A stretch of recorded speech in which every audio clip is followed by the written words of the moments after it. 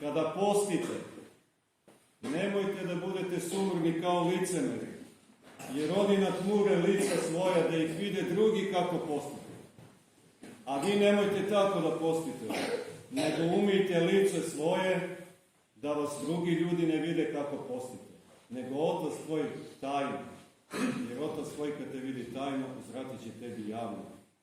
Dakle, braći i sestre, da nas ovaj post koji nam predstoji još više učvrsti u našim stremljenjima ka Bogu.